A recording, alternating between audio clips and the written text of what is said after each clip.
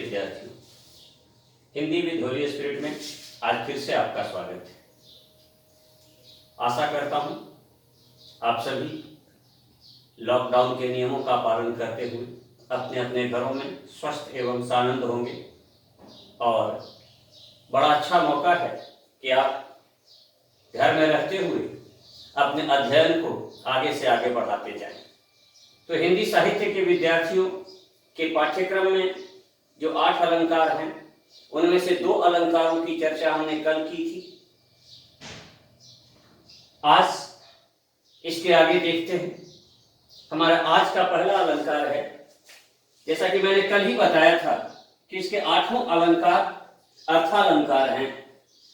तो इसी क्रम में हमारा आज का पहला अलंकार है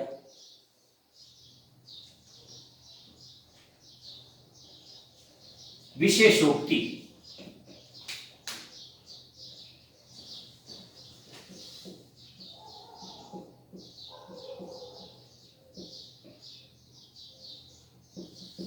विशेषोक्ति अर्थात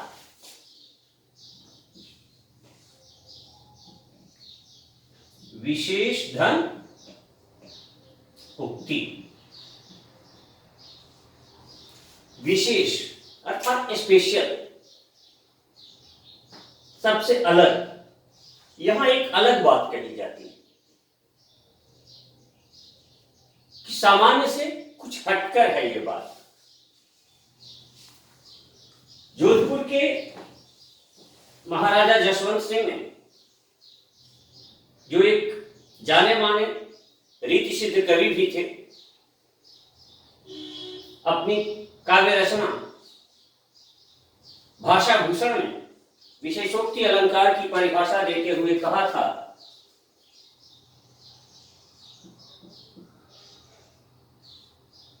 कारण पूरन होय अरु,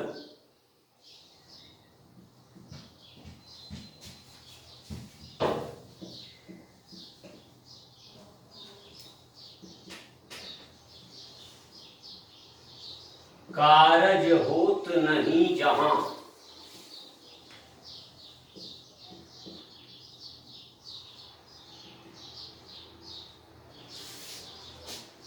कारण पूरज होय अरु, कारज होत नहीं जहां,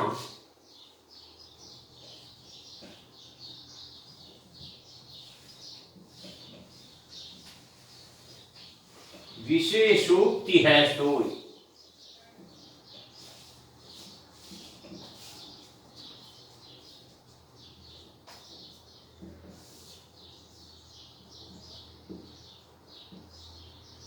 जान ले सब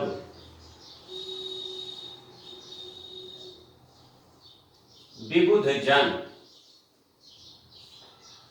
जान ले सब विबुध जन। अर्थात जहां कारण पर्याप्त हो, किसी कार्य के होने का कारण पर्याप्त हो, परंतु कार्य संपन्न नहीं हो।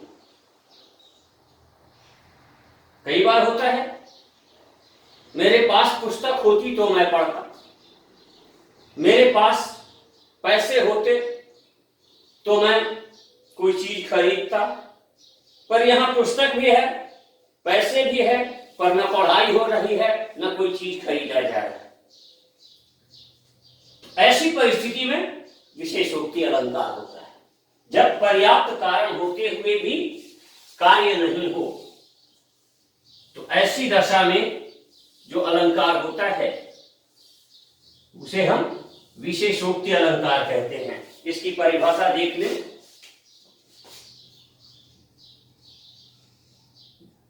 जहां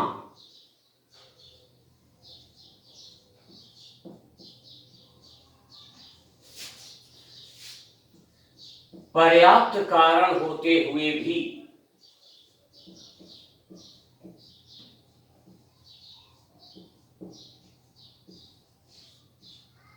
कार्य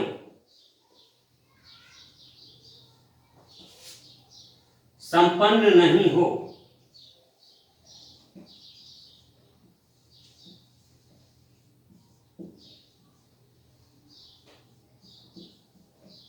वहां विशेषोक्ति अलंकार होता है।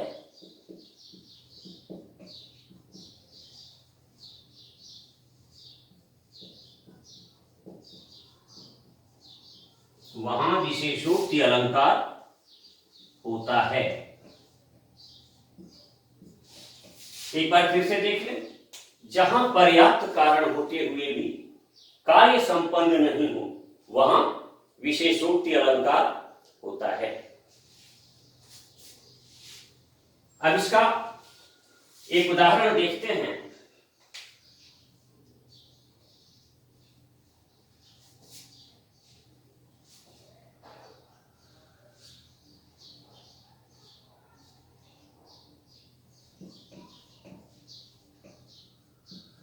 दौलत इंद्र समान बढ़ो।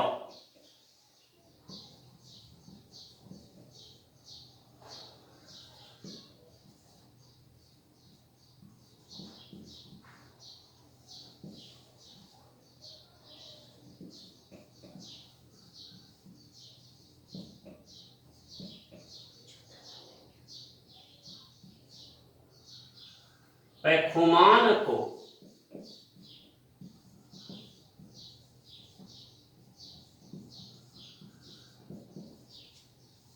नैक गुमान न आयो।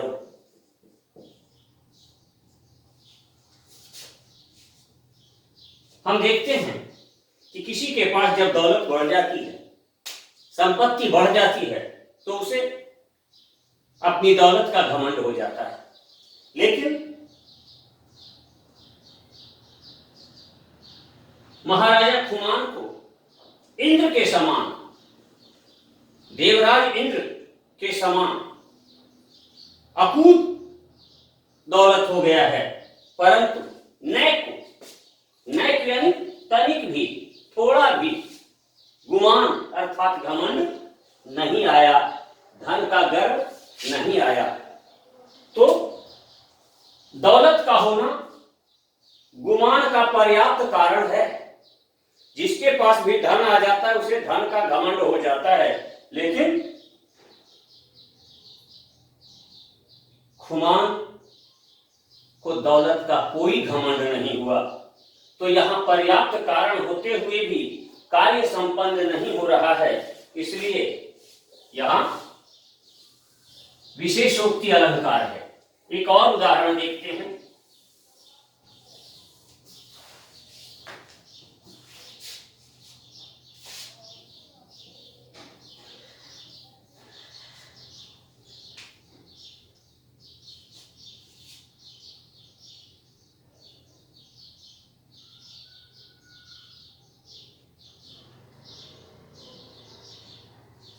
धन रहने पर भी गर्व नहीं।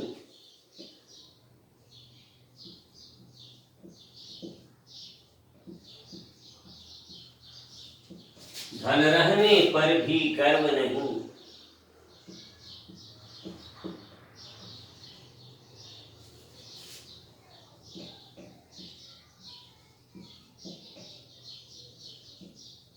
मादकता नहीं जवानी में।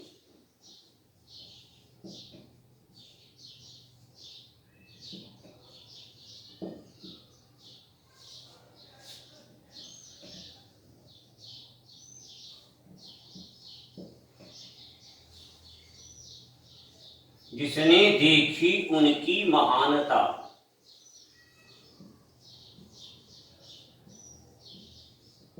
जिसने देखी उनकी महानता।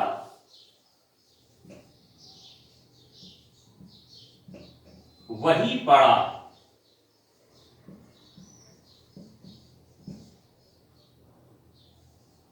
हैरानी में। धन गर्व होने का कारण है।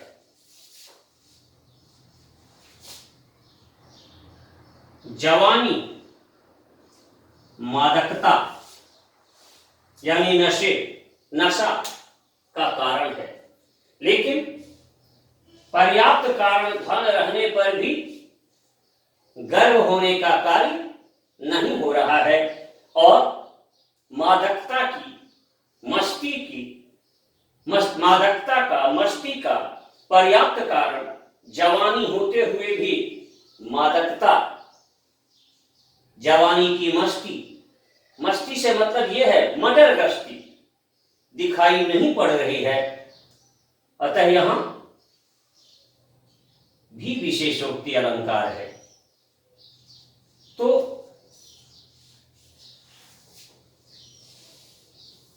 इन दोनों उदाहरणों के माध्यम से हमने देखा कि कारण की पर्याप्तता के बावजूद कार्य संपन्न नहीं हो रहा है, अतः यहां विशेषोक्ति अलंकार है।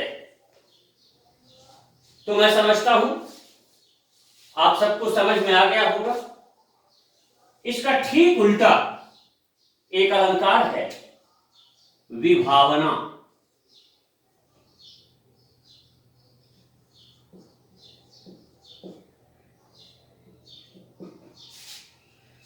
विशेषोक्ति में हमने देखा कि जहां पर्याप्त कारण हो पर कार्य नहीं हो, है ना, वहां विशेषोक्ति अलंकार होता है। लेकिन यहां ठीक उल्टा है, जहां बिना कारण के कार्य हो जाए, कारण नहीं है, किसी ने कुछ भी नहीं कहा पर अगला गुस्से में आ गया, तो वहां बिना कारण के कार्य हो रहा है। तो जहां बिना कारण के कार्य हो जाए, कार्य होई कारण बिना, इसकी परिभाषा है पद्यात्मक परिभाषा, कार्य हो ही कारण बिना।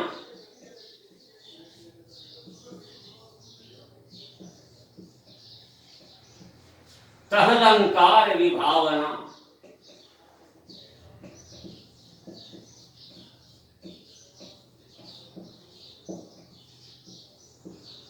अर्थात जहां बिना कारण के कार्य हो जाए वहां विभावना अलंकार होता है। जैसे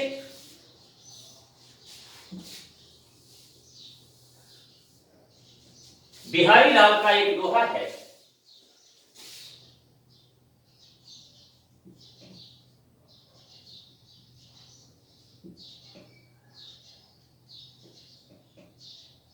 नाच अचानक ही उठे,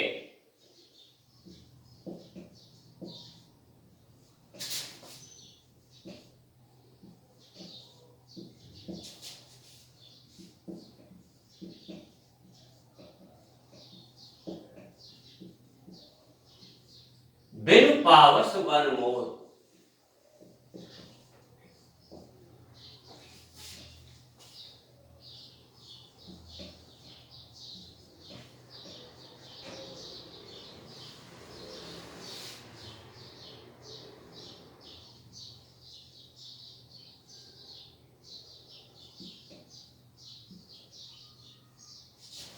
जानत हो नंदित किए,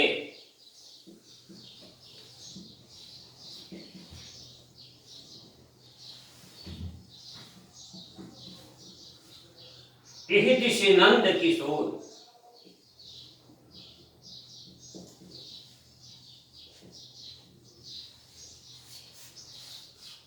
मोर के नाचने के लिए वर्षा ऋतु का होना आवश्यक है। आपने सुना होगा, देखा भी होगा कि जब सावन महीने की काली कजरानी घटाएं घूमड़ घूमड़ के छाती हैं, तब वन मयूर मस्त होकर नाचते हैं। परंतु यहां बिना पावस के, पावस यानी वर्षा ऋतु, तो बिना कारण के नाचने का, मोर के नाचने का कारण है वर्षा ऋतु, पर नाच अचानक ही उठे, बिना कारण के कार्य हो रहा है, बिना वर्षा ऋतु के मोर नाच रहे हैं। अतः यहां बिना कारण के कार्य की संपन्नता के कारण विभावना अलंकार है। एक उदाहरण और देखते हैं।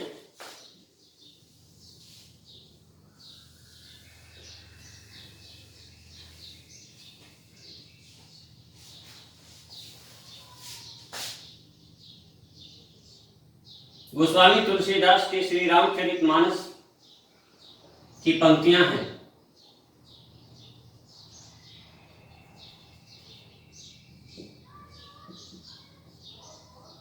बिनु पग चले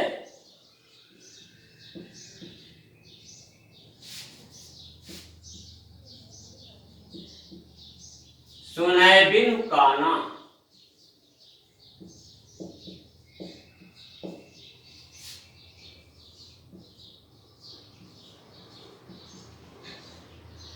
कर बिनु कर्म करे, कर बिनु कर्म करे विधि नाना।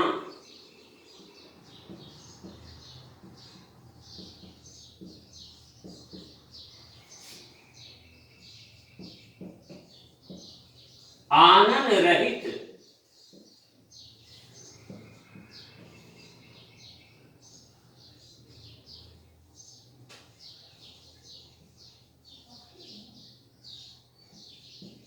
सकल रस भोगी,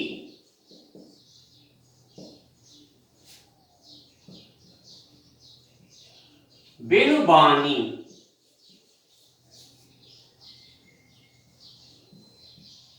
भक्ता बड़ जोगी।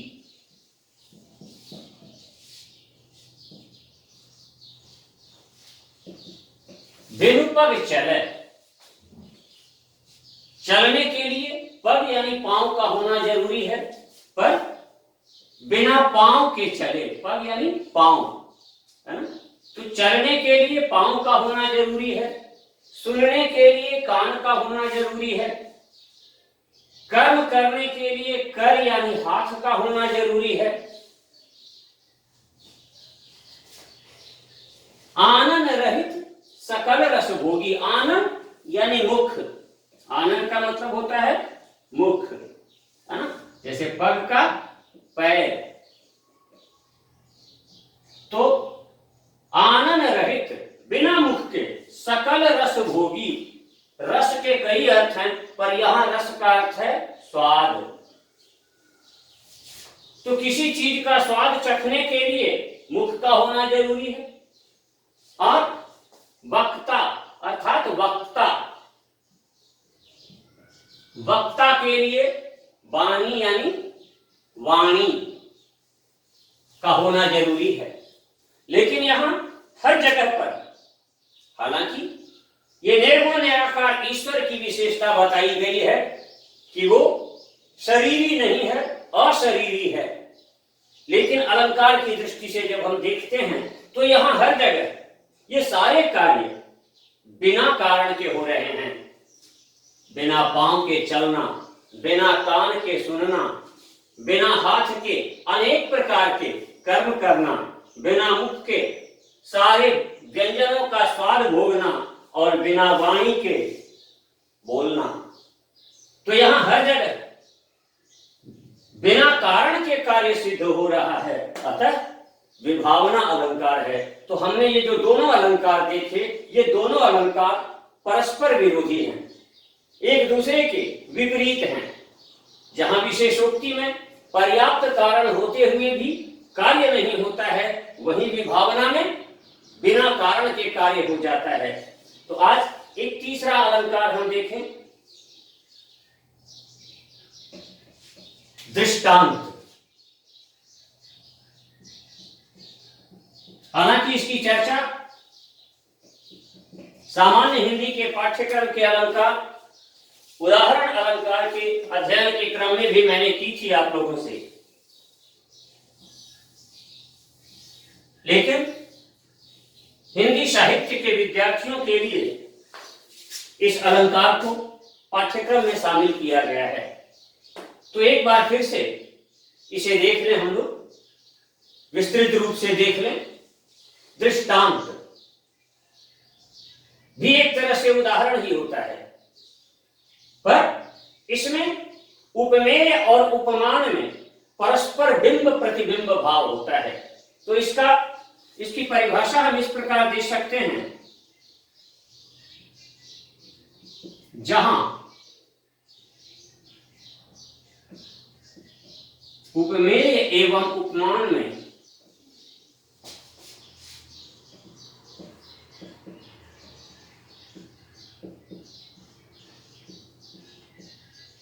परस्पर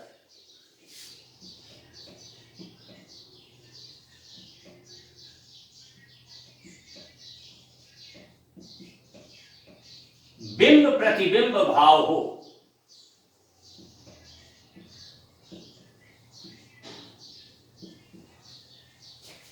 अर्थात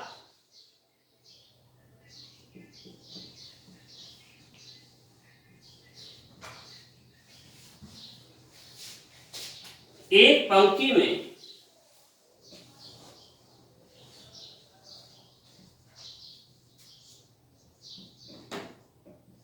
कही गई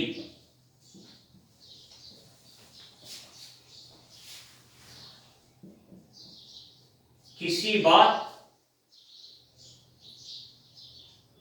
की पुष्टि के लिए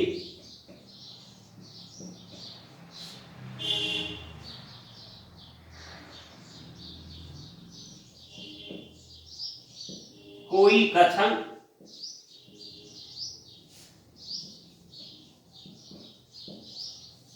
बिना किसी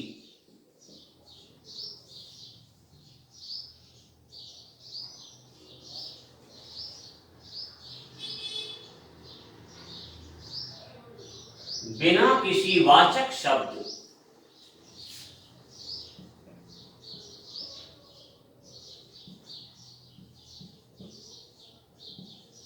की सहायता के कही जाए,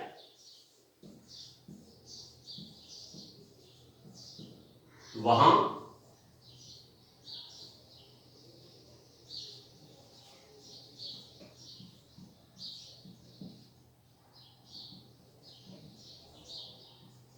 दृष्टांत अलंकार होता है।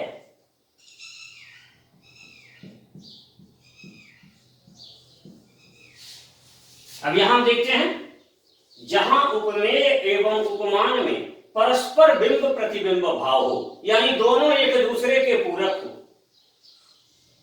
अर्थात एक पंक्ति में कही गई किसी बात की पुष्टि के लिए कोई कथन बिना किसी वाचक शब्द के, ज्यों जनु जिमी सा सी से, किसी प्रकार के वाचक शब्द के बिना कही जाए तो वहां दृष्टांत अलंकार होता है।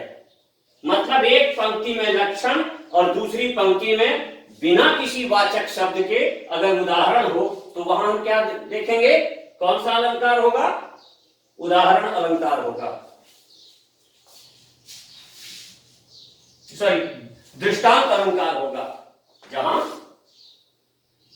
उपमेय और उपमान में परस्पर बिंब प्रतिबिंब भाव हो, है ना, यानी एक पंक्ति में लक्षण हो और दूसरी पंक्ति में उदाहरण हो तो वहां दृष्टांत अलंकार होगा।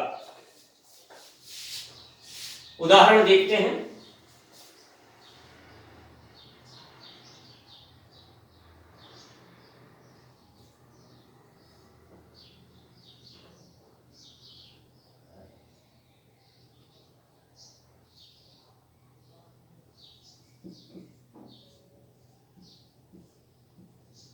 जो रहीम उत्तम प्रकृति,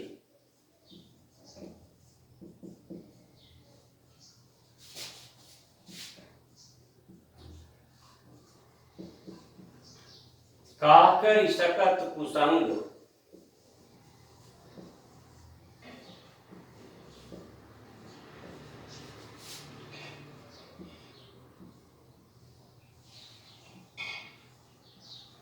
चंदन विष व्यापय नहीं, चंदन विष व्यापत नहीं,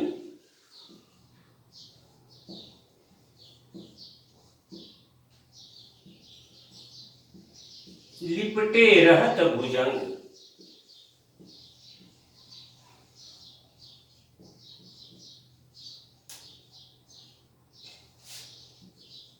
और उदाहरण देखते हैं इसका।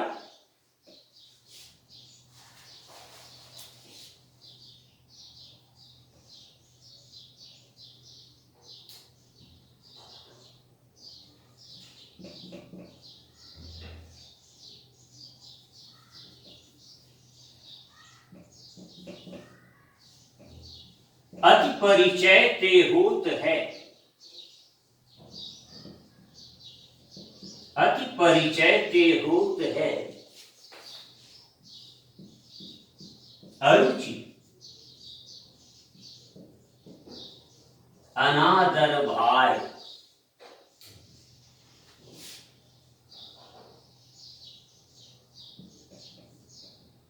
मलया गिर की भीलनु,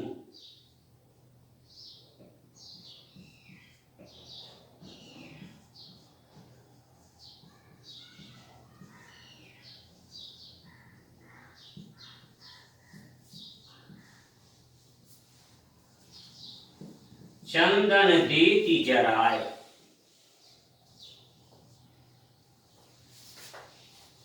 एक और उदाहरण देख लेते हैं।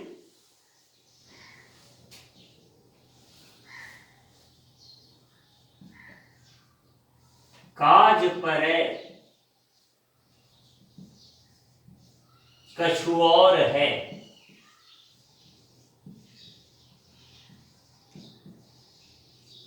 काज सरे कछु और।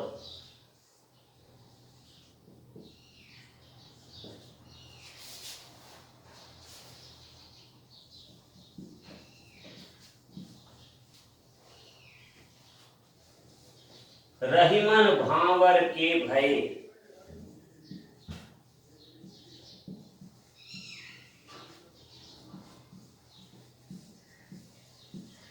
नदी सिरावत मोर।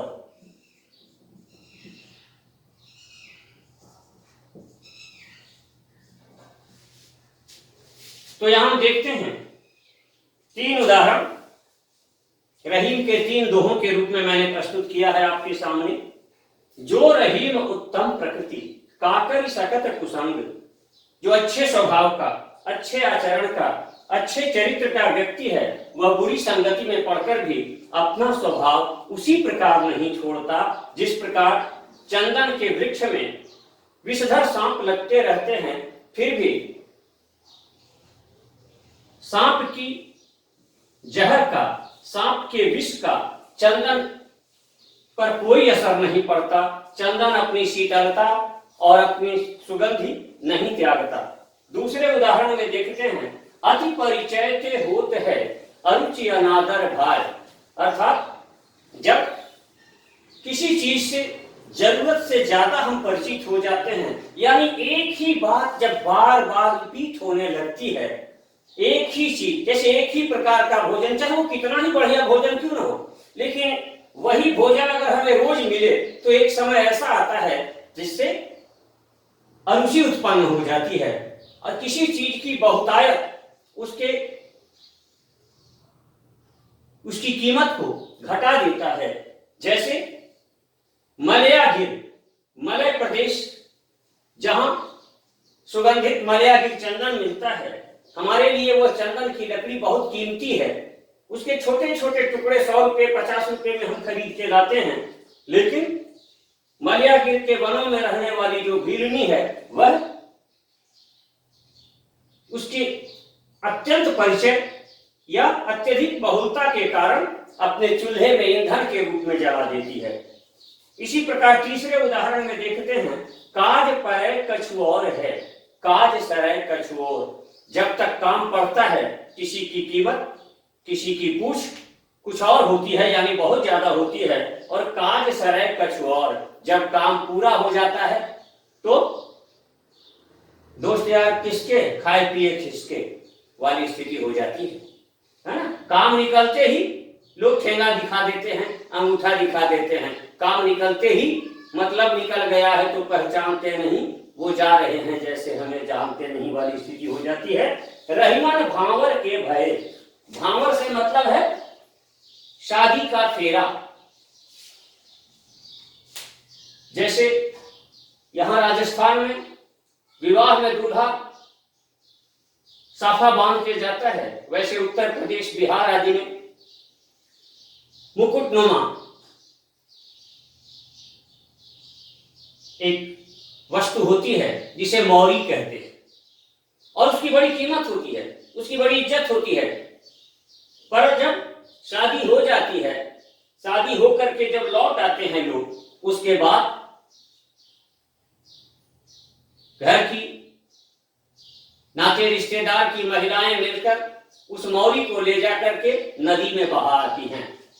रहीमन भांवर के भय नदी सिरावत मोर, उस मौरी को ले जाकर, मोर को ले जाकर नदी में बहा आती हैं। अर्थात काम पूरा हो जाने के बाद पूछ खत्म हो जाती है। तो इस प्रकार हमने देखा कि इन तीनों ही उदाहरणों में एक एक पंक्ति में लक्षण है, तो तीनों के दूसरी पंक्ति में उदाहरण है। कई बार ऐसा भी मिलेगा आपको कि पहली पंक्ति में उदाहरण हो और दूसरी पंक्ति में लक्षण हो, परंतु बात वही है। बस शर्त यह है कि बिना किसी वाचक शब्द के उदाहरण आ जाए तो वहां पर दृष्टांत अलंकार होगा। तो मैं समझता हूं आपको यह अच्छी तरह से समझ में आ गया होगा, और यदि इसके बावजूद कोई कठिनाई हो तो मैंने बता ही दिया है कि आप मेरे पर्सनल नंबर पर कांटेक्ट कर सकते हैं, व्हाट्सएप से मैसेज कर सकते हैं, या कमेंट बॉक्स में कमेंट कर सकते हैं। मैं आपकी समस्या का समाधान करूंगा।